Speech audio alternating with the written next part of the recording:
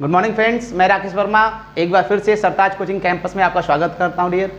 अभी आप पिछली कक्षा में देखें कि स्वाति मैम ने आपको प्रोबेबिलिटी पढ़ाया है, बहुत ही सिंपल वे में आपको सारे इंपॉर्टेंट पॉइंट्स को टच किया हुआ है। अब हम पढ़ाएंगे आपको इंग्लिश, इसके बाद भी एक इम्पॉर्टेंट सब्जेक्ट के साथ अगले टीचर आएंगे, उसको लास्ट में मैं बताऊँगा। ठीक है, आज मैं आपको पढ़ाने जा रहा हूँ आर्टिकल्स, जो कि किसी भी परीक्षा में बड़ा ही इंपॉर्टेंट रोल अदा करता है। आज इसको हमने दो पार्ट में डिवाइड किया है, पार्ट 1 और पार्ट 2।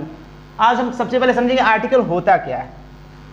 आर्टिकल को हिंदी में अगर हम देखें तो बोलते हैं उपपद। ठीक है, अब इससे ज़्यादा अंदर जाने की कोई ज़रूरत नहीं है। ठीक है, अब आर्टिकल सबको पता है कि कितने होते हैं, दो होते हैं। कौन कौन से? एक होता है डेफिनेट और दूसरा होता है इनडेफिनेट होता है। ठीक है, तो हम इनडेफिनेट की बात करते हैं पहले। दूसरा डेफिनेट।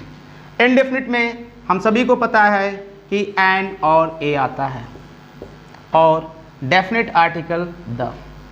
अगर हम चाहें तो केवल एक परिभाषा से, जो इसका नाम होता है डेफिनेट और इनडेफिनेट, इन दोनों से ही हम पूरे इस आर्टिकल को एक घंटे नहीं बल्कि 10 से 15 मिनट में समझ सकते हैं। लेकिन फिलहाल हम इसको दो पार्ट में करके पढ़ेंगे। थोड़ा सा इसके बाद हम बताएं इनडेफिनेट इसे क्यों कहा जाता है और डेफिनेट इसे क्यों कहा जाता है, इसका प्रयोग क्यों करते हैं हम। इनडेफिनेट का मतलब हमें पता है कि अनिश्चित। ठीक है, जैसे मैं बोल दूं कि यह एक गाय है जिसके बारे में हमें कोई भी पता नहीं है। जब हम किसी का इंट्रोडक्शन कराते हैं, ठीक है, कि यह एक घर है, हम उसके बारे में कुछ नहीं जानते, अर्थात अनिश्चित होता है। और उसका जब हम इंट्रोडक्शन कराते हैं उस समय हम आर्टिकल या तो एन या तो ए रखते हैं। हम इस दोनों में भी दिक्कत होती है कि कब ए रखें और कब एन रखेंगे, उसको अभी हम आगे बताएंगे। फिलहाल अभी हम डेफिनेट और इनडेफिनेट में अंतर बता रहे हैं। जब भी कोई चीज़ अनिश्चित हो, जैसे बोलूँ कि यह एक मार्कर है, ठीक है, मैं अब निश्चित नहीं बता रहा हूँ। अगर इसी को मैं बोल दूँ यह वही मार्कर है, इसका मतलब इस मार्कर से हमारी मुलाकात पहले हो चुकी है या इस मार्कर के बारे में मैंने पहले से बता रखा है। लेकिन जब मैं बोल रहा हूँ कि यह एक मार्कर है, यह एक वाइट बोर्ड है, लेकिन मैं बोल दूँ यह वही वाइट बोर्ड है जहाँ मैंने कल पढ़ाया था, तो जब वही बोला इसका मतलब हमारी मुलाकात इससे पहले हो चुकी है या इसकी बात मैंने पहले कर दिया। जब हम इंट्रोडक्शन बताएंगे तो वहाँ पे इनडेफिनेट आर्टिकल यानी ए या एन में से किसी एक का प्रयोग करेंगे अकॉर्डिंग टू द रूल। जहाँ डेफिनेट की बात आएगी, जैसे बोला कि तुम वही लड़के हो जो कल भी थे, इसका मतलब हमारी मुलाकात आपसे पहले हो चुकी है। It means you are the boy, means this is the white board, this is the marker. यानी जब हम निश्चित की बात करेंगे वहाँ पे डेफिनेट आर्टिकल द का प्रयोग होगा, और जहाँ हम इनडेफिनेट की बात करेंगे डियर वहाँ पे ए या एन की बात करेंगे। ठीक है, अब ये तो क्लियर हो गया कि ये डेफिनेट के लिए हम द का प्रयोग करेंगे। लेकिन अभी लोचा यहाँ है कि अब किस प्रकार के इनडेफिनेट के साथ ए का प्रयोग करेंगे और किस तरीके के इनडेफिनेट के साथ एन का प्रयोग करेंगे। तो आइए चलते हैं इन दोनों में, इसको नेक्स्ट पार्ट में पढ़ेंगे।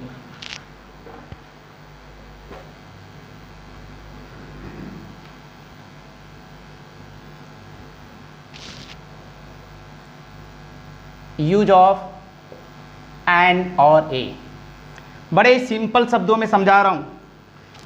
एक बार कॉन्सेप्ट क्लियर कर लिए फिर आपको रूल पढ़ने की कोई ज़रूरत नहीं कि इसके पहले ए आता है उसके पहले एन आता है, कोई ऐसी समस्या नहीं आएगी।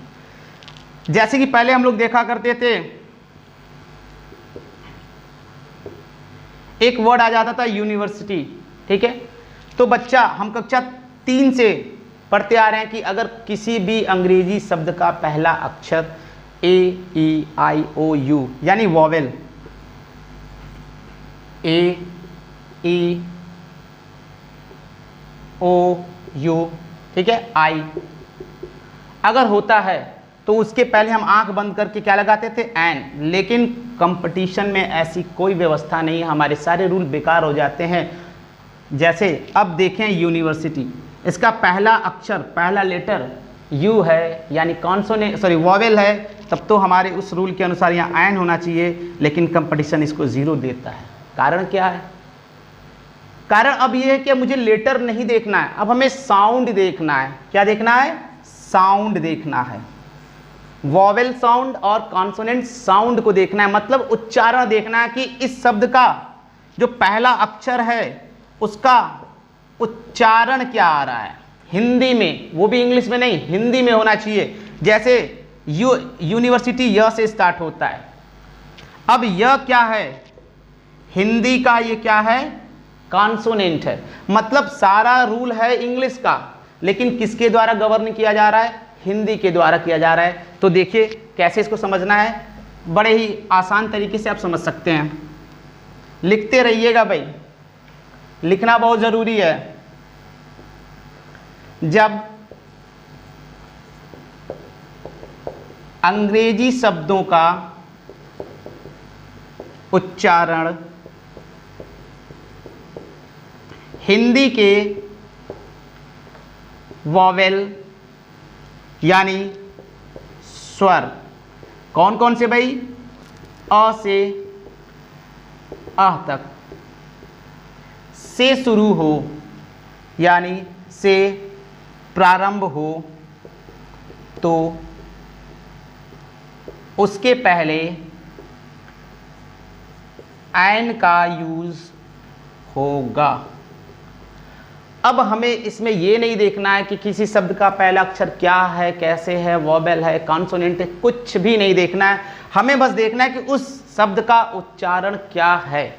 जैसे अगर हम बोल दें HOUR, इसको कितने लोग हावर बोलते हैं, लेकिन इसका करेक्ट प्रोनाउंसिएशन जो होता है क्या होता है, आवर, यानी अ से स्टार्ट हो रहा है। ये हिंदी के अ से लेके अह तक के बीच में आ रहा है, तो भैया आप ही बताओ इसके पहले क्या लगेगा, ए लगेगा या एन लगेगा, क्या लगना चाहिए, एन। क्यों, क्योंकि अब मुझे यहाँ एच से कोई लेना नहीं। अगर एच को देखोगे ये तो इंग्लिश का कॉन्सोनेंट है, ए लगा के एक नंबर गंवा बैठेंगे हम लोग, लेकिन हमें ये नहीं देखना है। हमें क्या देखना है कि ये इसका उच्चारण हिंदी के मात्राएं यानी अ से लेके अह तक के बीच में शुरू हो रहा है, तो उसके पहले हम एन का प्रयोग करेंगे। जैसे दूसरा एक वर्ड मैं देता हूँ HEIR, ये एयरफोर्स में कई बार ये वर्ड रिपीट किया गया है। ए और एन में किसके पहले ए का प्रयोग होगा या एन का।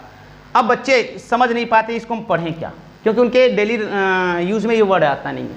इसका मतलब होता है उत्तराधिकारी, क्या होता है, उत्तराधिकारी। इसका जो प्रोनाउंसिएशन होता है वो होता है एयर, एयर। जब एयर हो गया भैया तो ए हमारा देखो ये क्या है, ये हमारा हिंदी का मात्रा यानी स्वर है, तो इसके पहले हम किसका प्रयोग करेंगे, एन एयर का प्रयोग करेंगे। ठीक है, बहुत हमारे पूरे पूर्वांचल के, हमारे इंडिया में लगभग लोग 90% लोग कंफ्यूज हो जाते हैं स्टूडेंट कि YEAR के पहले हम क्या लगाएं। बहुत सारी छोटी छोटी डिक्शनरी में, जो पॉकेट डिक्शनरी आती है, लोकल डिक्शनरी में भी ये गलत दिया हुआ है, लेकिन जो ऑथेंटिक बुक है उसमें ये सही दिया है विथ रीजन। तो सब लोग इसको हम पढ़ते हैं भैया ईयर 2020 बोलते हैं, कोई भी ईयर बोलते हैं, लेकिन ईयर का मतलब होता है कान। इसका जो रियल प्रोनाउंसिएशन होता है य पे बड़ी ई की मात्रा ईयर होता है। क्या होता है, य पे बड़ी ई की मात्रा अ और आधा र, ईयर। अब बताओ जब ये हमारा अ से अ के बीच में नहीं आ रहा है तो क्या हम इसके पहले ए लगाएंगे या एन लगाएंगे, सिंपल सी बात है ए लगाएंगे।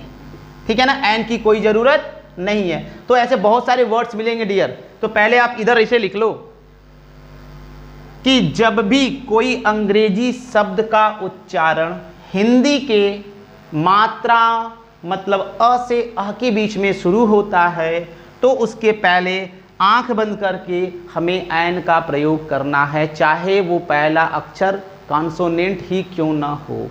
इसको ध्यान में रखना। जैसे अभी आप लिख सकते हो ऑनर, अवर लिख सकते हो। ठीक है, हमने बोलिया आई, ठीक है, हमने लिख दिया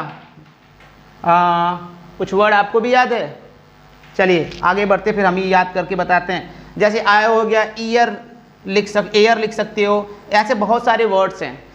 अब ध्यान से देखना, इसमें तो वॉवेल दिख रहा है लेकिन उससे कोई लेना देना नहीं, इसमें एच दिख रहा है कॉन्सोनेंट से कोई लेना देना नहीं, हमें तीनों के उच्चारण से मतलब है। इसको अवर बोलते हैं, इसको आई बोलते हैं, इसमें एयर आता है, सब में मात्राएं हैं। ठीक है, यानी एक बार फिर से रिपीट करके आगे बढ़ता हूं। जब भी कोई अंग्रेजी शब्द का उच्चारण हिंदी के मात्रा यानी अ से अह के बीच में स्टार्ट होता है, उसके पहले हमें एन का प्रयोग करना होगा और कुछ नहीं।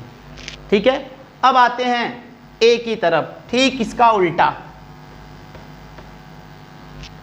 इसका अपोजिट साइड इधर देखने को मिलेगा। जब अंग्रेजी शब्द का उच्चारण हिंदी के व्यंजन मतलब कॉन्सोनेंट से शुरू हो तो उस शब्द के पहले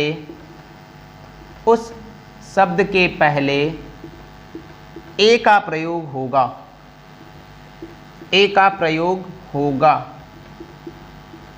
ठीक है, अभी इस दोनों के बाद भी जो इसका मेन पॉइंट है उसे बचा के रखा हूं। सब लोग ये पढ़ने के बावजूद भी गलती कर जाते हैं, अभी मैं बताऊंगा कहाँ, उसको इसके बाद बताऊंगा, लेकिन ध्यान में रखना इन दोनों चीज़ों को। हमने पहला पढ़ा एन का प्रयोग किसी भी अंग्रेजी शब्दों का उच्चारण हिंदी के वॉवेल यानी अ से अ तक के बीच में शुरू होता है तो एन का प्रयोग करते हैं। अब ठीक उसी का उल्टा, अगर कोई अंग्रेजी शब्द का उच्चारण हिंदी के व्यंजन यानी, अब व्यंजन यहाँ पे मतलब क से ज्ञ तक में से किसी भी अक्षर से शुरू होता है तो उसके पहले हमें क्या रखना होगा, ए रखना होगा। जैसे फॉर एग्जाम्पल हमने रख लिया बॉय, हमने रख दिया कैट, ठीक है, हमने रख दिया रिवर, हमने बता दिया पेन, ये सारे। अब हमको इसको ये नहीं देखना है क्या है क्या नहीं है, हम सबका उच्चारण देखेंगे। इसका ब से शुरू होगा, इसका क से शुरू होगा, इसका र से शुरू होगा, इसका प से, और ये सभी के सभी अक्षर आपको भी पता है कि हिंदी वर्णमाला के व्यंजन हैं और इसलिए सभी के पहले हम क्या रखेंगे, ए रखेंगे। बात समझ में आई? अब इसका जो सबसे हॉट जो बोल सकते हैं रूल क्या समझना होता है उसे देखते हैं। इतना पढ़ने के बाद भी अगर मैं आपको एक वर्ड दे देता हूं, भैया वाटर, ऑयल, अब बोलूं कि इस वाटर के पहले ए का प्रयोग करेंगे या एन का, तो आप तुरंत कहोगे सर यह तो वह है यानी हिंदी का कॉन्सोनेंट है, इसलिए भैया इसके पहले क्या रखना होगा, ए रखना होगा। और यहाँ ऑयल, ऑयल आप लिखते हो यानी ये हमारा वॉवेल है हिंदी का, इसलिए इसके पहले क्या रखना होगा, एन रखना होगा। इतना करने के बावजूद भी हमें नंबर मिलता है 0। कारण क्या है इसे समझना है। ये तो हमने बता दिया कि कब कब करना है, लेकिन इस इंडेफिनिट आर्टिकल का जो प्रयोग होगा इसको समझना। इंडेफिनिट आर्टिकल का प्रयोग हम सिंगुलर काउंटेबल नाउन के पहले ही करेंगे। ए या एन का मतलब अब समझ लो कि इसका प्रयोग हम सिंगुलर होना चाहिए। काउंटेबल, काउंटेबल का मतलब होता है गणनीय, जिसे गिना जा सके। अब थोड़ा ध्यान दो भैया, क्या हम पानी को गिन सकते हैं? नहीं। ऑयल को गिन सकते हैं? नहीं। हमने बोल दिया एयर, हमने अगर बोल दिया एयर, क्या हम इसे गिन पाएंगे? मतलब ए और एन का प्रयोग हम उसी के पहले करेंगे जो संख्या में एक हो और जिसे गिना जा सके। ठीक है, जैसे अगर हम बोल दें, मान लो कि बॉय बोल दिए, बॉय एक है, गिना जा सकता है। लेकिन अगर हमने बोल दिया बॉयज, तो ए लगेगा या एन लगेगा? कुछ नहीं लगेगा। क्यों? क्योंकि ये प्लुरल हो गया। ए और एन का सीधा मतलब समझ लो डियर, क्या? एक। और ये उन्हीं के पहले लगेगा जो संख्या में एक हो और जिसे हम गिन सके। ठीक है, तो चलते चलते एक बार फिर से हम आपको बता के जा रहे हैं और इसका नेक्स्ट पार्ट हम लोग अगले वीडियो में पढ़ेंगे। एक बार फिर से ध्यान से देख लो। एन का प्रयोग कहाँ करेंगे?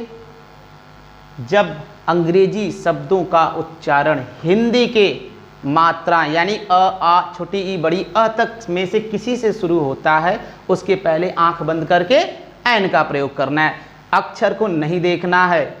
दूसरा, ए का प्रयोग हम तब करेंगे जब अंग्रेजी शब्दों का उच्चारण यानी प्रोनाउंसिएशन हिंदी के व्यंजन यानी कॉन्सोनेंट क से लेकर ग तक के किसी भी अक्षर से शुरू होगा तो हम ए का प्रयोग करेंगे। और सबसे पहले तो आपको दिमाग में ये रखना होगा, ए और एंड दोनों का प्रयोग हम किसके पहले करेंगे? सिंगुलर काउंटेबल नाउन, जो कि गिना जा सके और संख्या में क्या हो? एक हो। अब हमें नहीं लगता है कि आपके पास जो भी एक्सरसाइज की बुक होगी, कोई प्रीवियस ईयर का पेपर उठाओ, जो पहले साल पेपर हो चुका है, एसएससी बैंक जो चीज़ की तैयारी करते हो डियर, उसमें उठाओ और ए एन का क्वेश्चन निकालो। अगर गलत हो जाए तो फिर अगली वीडियो में कमेंट करके बोलना कि सर आपका तो रूल गड़बड़ हो गया। ऐसा होगा नहीं डियर। नेक्स्ट टाइम में, नेक्स्ट वीडियो में हम इसके सेकेंड पार्ट में इसके कुछ और इंपॉर्टेंट पॉइंट्स को लेकर इसके साथ साथ डेफिनेट आर्टिकल द का प्रयोग करेंगे। उसके बाद भी अभी बताएंगे, क्योंकि अभी पूरी पिक्चर बाकी है। ऐसे भी क्वेश्चन आते हैं कि जहां आर्टिकल प्रयोग ही नहीं होता, उसको पार्ट 3 में पढ़ेंगे। ठीक है, आज के लिए केवल इतना डियर। एक्सरसाइज करना नहीं भूलना, केवल ये पढ़ लिए, मोबाइल में देख लिए, खत्म हो गया, मजा नहीं आएगा। ये रूल मिला, एक्सरसाइज निकालो अपने सामने, पेन लिखने का काम मत करो, पेंसिल उठाओ, किताबों पर टिक करते जाओ, समय बचेगा और आपकी नॉलेज में इंप्रूवमेंट होगा। आज के लिए इतना ही। चलिए, इसके बाद अभी आपने देखा मैथ खत्म हुआ, इंग्लिश, इसके बाद रोहित सर के द्वारा फिजिक्स पढ़ाया जाएगा। तो फिजिक्स के लिए भी कॉपी पेन लेके बैठो, क्योंकि बड़े ही जादुई तरीके से वो फिजिक्स बताते हैं, जो कि लिखना कम, समझना ज़्यादा, समझने में ज़्यादा मज़ा आता है। तो डियर तैयार हो जाओ नेक्स्ट वीडियो के लिए। Thank you.